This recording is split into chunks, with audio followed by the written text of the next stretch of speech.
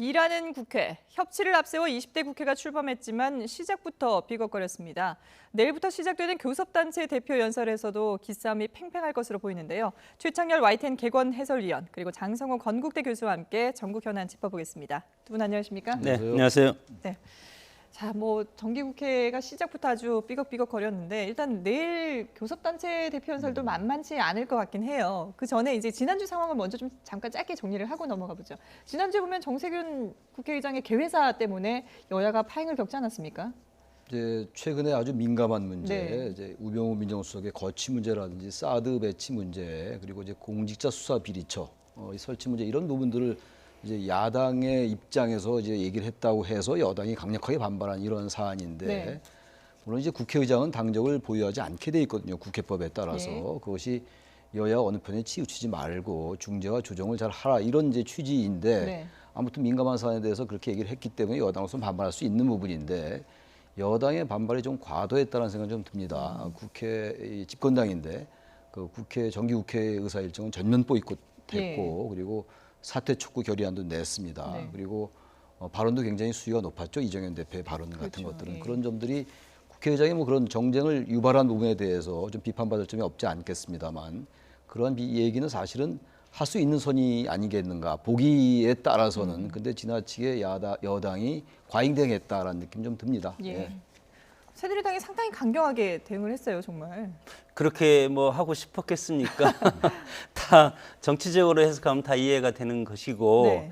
정치적인 효과를 극대화하기 위한 어떤 강한 어떤 드라이브를 건 측면이 상당히 강하다고 봅니다. 정치적인 효과라는 건 어떤 효과를 노리는 건가요? 밀릴 수 없다는 그런 건가요? 밀리면 죽는다 그런 측면도 있지만 네. 지금 의회 권력을 장악하고 있는 것은 야당 아닙니까? 네. 그래서 지난번에 새누리당이 국회의장을 야당이 하라고 이렇게 넘겨준 것도 정부 여당, 대통령과 정부 여당 그리고 의회까지 다 새누리당이 장악을 한 모습을 국민들이 보이면 내년 대선에는 정말 희망이 없다고 저는 생각을 합니다. 그렇기 때문에 지난번에 야당한테 인심 쓰듯이 국회의장을 양보했지 않았습니까?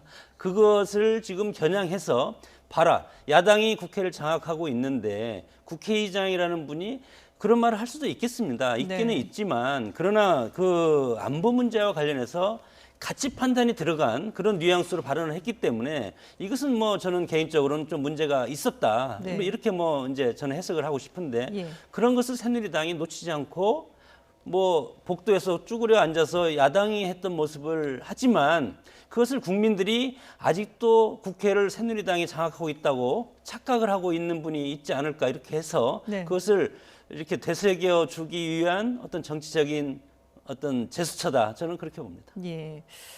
그래서 어쨌든 이틀 만에 이게 봉합이 되긴 했습니다만은 앞으로 남아있는 사안들을 고려를 한다면 그런 그 파행이 다시 한 번 더 벌어지지 말라는 법이 없거든요. 그러니까 지금 여야가 강대강으로 대치할 거다라는 예상이 그래서 지배적인 거거든요. 네. 일단 여소야대라는 성격이 하나 있고 또 야당 국회의장이라는 것을 강력히 의식했기 때문에 여당이 도저히 이해가 안 가는 과잉 반응을 보인 건데 향후에도 지금 이러한 뇌관은 곳곳에 도사리고 그렇죠. 있어요. 예. 여러 가지 쟁점들도 여전히 여야가 어떤 합의점을 도출하기 어려운 그런 네네. 점이 많이 있고 그리고 협치 얘기를 많이 했습니다만 또 내년 대선을 의식할 수밖에 없는 그러한 정기국회이기 때문에 여러 가지 법안도 그렇고 말이죠. 지금 아까 잠깐 거론했던 여러 가지 쟁점들도 여전히 여야 간의 간극이 큽니다. 그렇죠. 어떤 그 합의점 또는 어떤 교집합을 이렇게 마련하기 어려운 상황이라서 네.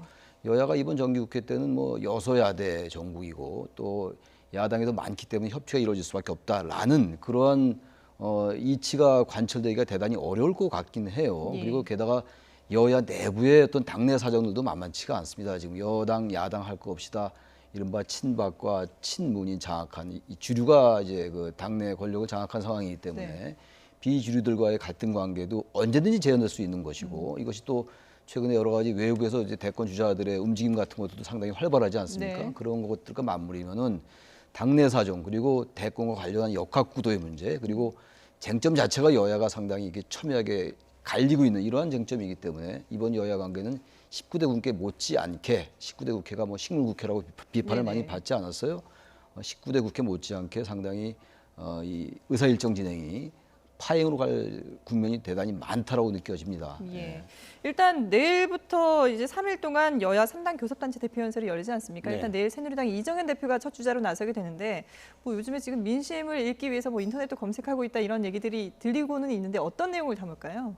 대표 입장에서는 내년 대선을 겨냥을 해야 되는데 네. 내년 대선에 이기 위해서는 집권 여당이라든가 정부가 성공을 해야만이 내년 대선에서 당이 정권 재창출에 앞장설 수 있지 않겠습니까? 네. 그런 차원에서 여당과 야당의 대정부 연설의 각은 상당히 틀릴 것이다. 뭐 좀 이따 야당은 하겠지만 예. 여당 입장에서는 전선을 가급적 축소하기 위해서는 어떻게 해야 되겠습니까? 통합과 협치를 계속 강조하면서 우리는 대화를 하고 집권 여당으로서 국민의 어떤 실질적인 이런 어떤 경제적인 어려움을 없게 하는 집권 여당으로서 소명을 다하겠으니까 야당은 여기에 적극 협조해라. 그러기 위해서는 경제 살리기라든가 네. 그리고 최근에 사드 문제라든가 안보 문제도 야당이 반대만 하지 말고 대안을 제시하면서 정부 여당과 힘을 합쳐서 예. 국민을 편하게 해주자. 이렇게 원론적이고 선언적인 의미로 갈 가능성이 상당히 크고 네.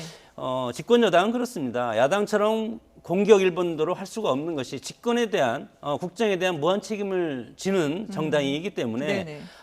자극적인 어떤 말을 할 수도 없는 것이 이제 현실적인 거고 그러기 위해서 국민들한테 읍수하는 그래서 야당이 따라오게 할 수 있는 그러니까 3단 논법이죠. 이런 걸 통해서 야당의 협력을 이끌어내는 그런 어떤 정치적인 그런 대정부 대표 연설이 될 가능성이 크다고 봅니다. 예, 민생과 보안에 관련된 그런 내용이 담길 것이다라고 말씀해 주셨는데 더불어민주당 추미애 대표는 지금 뭐 주말 휴일 내내 지금 이 교섭단체 대표연설 작성에 몰두하고 있다고 네. 하는데 TF까지 만들었다는 얘기도 있고요. 글쎄요.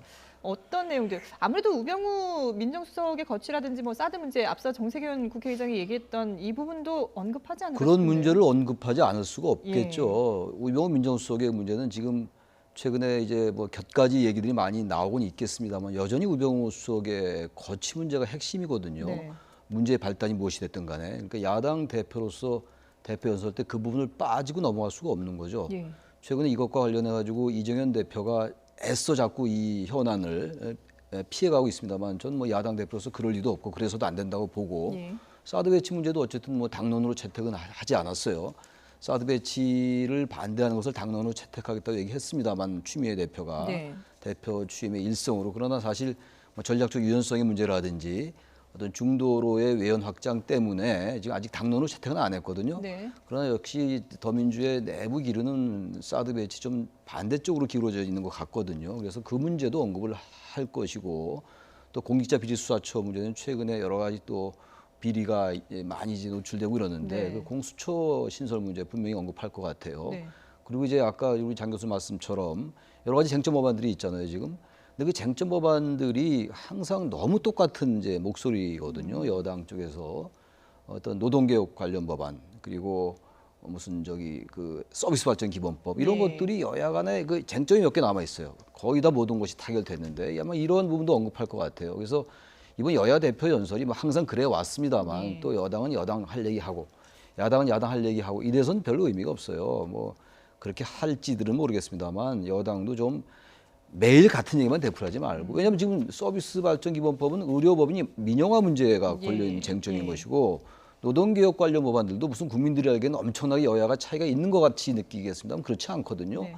지금 파견 근로자 법안 때문에 그런 거예요. 이 문제도 좀 여당도 너무 같은 목소리만 내지 말고 이제 그 발의한 주체가 여당이니까 상대방 당은 이러이러한 점을 반대하고 있구나라고 해서 좀 그 부분에 대해서 언급을 좀 하면서 이렇게 해서 좀 뭔가 공통 집합을 공통 분모를 좀 도출해 나가는 이런 과정이 필요하다. 항상 똑같은 얘기만 하니까 서로 자기 주장만 하지 자기 주장만 말고. 하고 있으니까 예. 이게 뭔가 여야 대표 연설에서 이런 부분들 좀 타결해 나가는 그런 대안을 좀 제시하는 그런 대표 연설이 됐으면 좋겠다라는 생각을 합니다. 예. 예. 이번 그 정세균 국회의장의 개회사로 인한 파행을 봉합하는데 상당한 역할을 한 국민의당 박지원 비대위원장 같은 경우에는 대표 연설에서 어떤 얘기로 좀 제3의 이 여야의 그 대표 주자들과는 좀 다른 내용을 제시하지 않을까 싶기도 한데요. 뭐 대국민의 어떤 정치적인 또 뭐 선전을 많이 하지 않겠습니까? 네. 여당과 야당이 극한적으로 국회에서 이렇게 싸우는 모습을 봐라. 네. 저분들한테 차기 정권이라든가 당의 어떤 미래를 국정의 미래를 맡기면 앞으로도 암울하다 이런 것으로 국민을 설득할 가능성이 상당히 많고 네. 그렇기 때문에 제3의 길이 아니고 제3의 정당으로서 차기는 앞으로 국민의당과 같은 중도적인 어떤 지위에 있는 정당이 필요하다 그런 것을 강력하게 설파를 할 것이고 그런 차원에서 국민의당의 어떤 가치 그것을 국민들한테 인식하는 데 주력할 것으로 보입니다. 예. 자, 그리고 이제 야권에서는 대권 주자들의 움직임이 조금 심상치가 네. 않은 것 같아요. 네. 예상보다 좀 빨리 움직이는 것 같기도 한데 일단 손학규 전 민주당 대표가 내년 대선 출마를 공식화하지 않았습니까? 뭐 공식화라고 봐야 되는 거죠. 글쎄요, 그건 예. 뭐 일단 언론이 다 그렇게 해석을 네네. 하니까요. 그리고 그저께였죠. 네. 그 죽음을 각오하고 저를 던지겠다, 네네. 자신을 던지겠다 이런 네네. 말을 했는데 이 말은 굉장히 비장한 얘기잖아요. 죽음이란 단어를 정치인들이 잘 안 쓰거든요. 예. 그 많은 정치인들이 대권 도전을 할 때 여러 가지 뭐 이제 수사를 동원하는데 정치적 수사를 죽음을 각오하고 나를 던지겠다 저 얘기 지금 나오는데 그리고 그 전에 더 이상 물러나을 데가 없다라고 네. 그랬어요. 저 말은 굉장히 비장한 어떤 그 손 전 고문의 심정을 그대로 생각하는 거라고 보여지고 네. 또 이제 여기 지금 아까 화면에 안 나온 것 같은데 호남이 없으면 국가가 없다 이런 말을 그렇죠. 했잖아요. 예. 그게 무호남 만약 호남이 없으면 시무 국가라고 그래서 이순신 장군이 1593년에 네. 어떤 편지에서 한 말이에요. 그 호남의 이제 전략적 가치를 중시한 말이었죠. 임진왜란 당시에. 근데 이 말을 했다라는 거는 야권의 상징인 호남에서 뭔가 어떻든 그 주도권을 회복하겠다 이런 생각인 건데 아무튼 이런 것들 맞물려 볼 때 일반 정치공학적으로 생각하기 어려운 나름 뭐 비장한 마음을 갖고 있는 거라고 생각이 돼요. 그러니까 당연히 뭐 정계복귀 선언이다라고 보고 대권 도전 선언 예. 아니냐 이렇게 보는데 향후 어떤 행보를 보일지 모르겠습니다만 지금 손 전 고문의 또 어쨌든 그 향후의 그 행보라는 게 야권 전체에 상당한 그 어떤 영향을 미칠 것 같아요. 그리고 나아가서 이 진행에 따라서는 여야를 막론하고 전반적인 어떤 원심력이라고 할까 정계 개편에 기폭적으로 작용할 수 있는데 예. 그런 측면이 있고 반대로는 또 의외로 친박과 친문이 장악한 상황 속에서 또 야당은 지난 총선 과정에서 1차 이탈이 있었잖아요. 네. 국민의당으로의 분당이 있었기 때문에 과연 그 얼마나 동력을 받을 수 있겠느냐 이런 뭐 또 다른 견해도 있을 수가 있다고 생각을 합니다. 예. 중요한 건 어쨌든 현재 대내외적으로 우리나라가 처해 있는 여러 가지 상황들 대내적인 분열 문제라든지 점점 격차의 문제, 소득 불평등의 문제라든지 양극화의 문제 네. 대외적으로는 여러 가지 안보 위기라든지 사드 매치 둘러싼 여러 가지 국론의 분열 이런 것들에 대해서 목소리를 내면서 네. 여야의 정말 의식 있는 사람들을 같이 통합해 낸다면 그것이 국민의 지지로 연결된다면 새로운 이제 폭발력을 가질 수가 있겠고 예. 그것에 반대면 의외로 미미할 수 있겠으나 어쨌든 손 전 고문의 저 발언들이 상당히 그 비장하게 보이기 때문에 뭔가 새로운 가치를 볼 필요는 있지 않겠는가라는 생각을 합니다. 예. 예. 근데 출마를 한다면은 어느 당과 손을 잡을까요? 국민의당에서 그동안 계속해서 이제 러브콜을 보내왔었는데 과연 국민의당 쪽으로 갈지 아니면 더불어민주당에 그대로 있을지 어떻게 보시는지요? 더불어민주당은 문재인 대표가 이미 잠재적인 있기 대선 때문에, 후보로 네. 결정이 됐다고 봅니다. 네. 그렇기 때문에 거기에는 희망이 없고 죽음을 각오한 어떤 정치 재개 이것은 정치적인 뭐 죽음을 뭐 예상을 하는 것이고 여기에서 호남을 또 강조했다는 것은 국민의당을 선택했다는 하겠다는 그런 저는 뜻으로 읽히고 네. 국민의당으로 선택을 하되 네. 나중에 DJP 공동정권처럼 지역연합정권이라는 측면이 강한 건 DJP 공동정권 성공했지 않았습니까? 그런 걸 봤을 때 개헌을 매개로 해서 네. 권력 공유 연합이라는 형태로 안철수나 박지원 원내대표나 이분들과 깊숙이 상의를 해서 정권을 잡고 개헌을 하든 개헌하지 않든 집권을 하면 네. 내각이라든가 국정을 같이 운영하는 그런 큰 폭의 틀의 어떤 합의를 할 가능성이 뭐 공개적으로 하지는 않겠지만 내밀하게 내부적으로 할 가능성이 있고 예. 그런 다음에 국민의당의 대선 후보가 결정되고 예. 그게 누가 됐든 승복을 하자. 그런 다음에 내년 10월이나 그때쯤 가서 더민주의 문재인 대표와 야권 후보 단일화에 나설 가능성도 저는 있다고 봅니다. 예. 저는 국민의당 쪽으로 이번에 몸을 담을 가능성은 대단히 낮을 것 같아요. 왜냐하면은 손 전 고문이 이제 5월달 이후로 계속 발언의 수위를 높여왔는데 예. 무슨 말씀을 했냐면은 어떤 새 판을 짜겠다라는 얘기를 했고 이 전반적인 구도를 바꾸겠다라는 그런 취지의 얘기를 계속하고 있어요. 네. 그것이 지금 장 교수님 말씀처럼 개헌과 관련된 얘기일 수 있겠죠. 개헌을 통해서만이 정계 개편을 바꿀 수 있고 정계 개편할 수 있고 우리의 지금 뭔가 불편한 정당 체제, 네. 정당 체계를 바꿀 수 있기 때문에 그리고 또 상당히 개헌이라는 건 여러 사람들에게 공감을 받고 있고 그렇기 때문에 지금 현재 있는 당에 들어간다는 것은 물론 정치적으로 그 당에 들어와서 그 당에서 어떤 그 주도권을 잡고 있는 사람과 경쟁을 해서 이길 수 있겠습니다만 그런 맥락으로 볼 때는 특정 정당에 몸을 담는 것은 현재 더불어민주당의 당적을 가지고 있는 상황이거든요. 예. 그렇다면 당을 또 이탈해야 돼요. 탈당을 네. 또 한 다음에 국민의당을 가야 되기 때문에 그 자체가 부담스러울 수가 있고 그리고 아까 제가 말씀드린 바와 같이 새 판을 짠다는 의미에서 볼 때 기존의 정당에 몸을 담는다는 것은 예. 손 전 고문이 택하기에는 상당히 낮은 확률이다라고 저는 생각을 하는데 뭐 지켜봐야 될 것 같긴 그럼 합니다. 더불어민주당에 그대로 있을 있다라는 게 그 당에 몸을 담는다는 게 아니라 지금 흔히들 얘기하는 제3지대, 그 제3지대라는 그 용어의 뭐 적절성 여부를 떠나서 네. 새롭게 계속 이제 정치적인 발언을 하면서 어떤 그 자신의 역할을 해 나가는 거죠. 2007년도에 탈당했을 때 선진평화연대라는 그 조직을 구성해 나간 다음에 그러고 나서 이제 합당을 하고 그랬었거든요. 네. 그래서 저는 국민의당이나 더불어민주당에 그대로 있거나 특정 정당에 몸을 담을 가능성보다는 그야말로 제3지대라는 그러니까 여도 아니고 야도 아닌 새로운 지역에서 지대에서 자기의 역할을 해 나간 일단 그쪽에 무게를 두지 않을까라는 생각을 합니다. 예. 저도 그 부분에 대해서는 뭐 동의를 하는데 네네. 손학규 전 대표와 같은 경우에 지금 선택을 하지 않으면 제3지대 정당을 추동력이 상당히 저는 약하다고 봅니다. 이미 새누리당에서 비박계가 나오겠습니까? 그리고 국민의당이나 더민주에서 나오겠습니까? 거의 대선을 앞두고는 움직이지 않습니다. 네. 총선을 앞두고는 자신의 어떤 목줄이 당기기 때문에 움직일 수가 있는데 국회의원들이 현역 의원들이 대선을 앞두고는 절대 움직이지 않는 이미 대선 구도는 짜 있다고 봅니다. 네. 여기에서 그러면 어느 당도 선택하지 않으면 결국은 더민주에 있어야 되는데 더민주에 있으면 문재인 대표랑 상대해서 대선 후보가 될 가능성이 그렇게 크지 않다고 봅니다. 네. 그런 차원에서 손학규 대표가 정말 정치적인 어떤 선택을 한다면 빠른 시일 내에 10월이나 11월이 가기 전에 어느 한 정당을 선택해서 그 다음에 정계 개편을 주도하는 것이 훨씬 더 유리하다고 봅니다. 그 예. 시간이 있을지 모르겠는데요. 네네. 저희가 손학규 전 대표에 대해서 너무 너무 길게 많이- 얘기를 해서 예. 짧게 하실 말씀 정리하시죠. 저는 뭐 이 예. 특정 정당이 제3정당을 만드는 거는 기존의 경험적으로 볼 때 네. 승산이 높지 않아요. 예. 그러니까 제3지대라는 곳에서 얘기를 하기 시작한 다음에 이 구도가 바뀌어야 되겠죠. 그래서 나중에 안철수 전 대표와 어떻게든 뭐 그게 당의 안에 들어와서 경쟁하는 게 아니라 네. 밖에서 그 박원순 시장이 2011년도에 박영선 후보와 이 단일화했듯이 네. 그 모양새를 갖춰서 거기서 뭔가 둘 간의 합의 이끌어내고 그 다음에 문재인 후보와 전반적인 야권을 국민에 의한 그러한 단일화를 하는 그런 구도로 가지 않으면은 제3정당은 쉽지는 않다 이런 생각이 들어요. 예.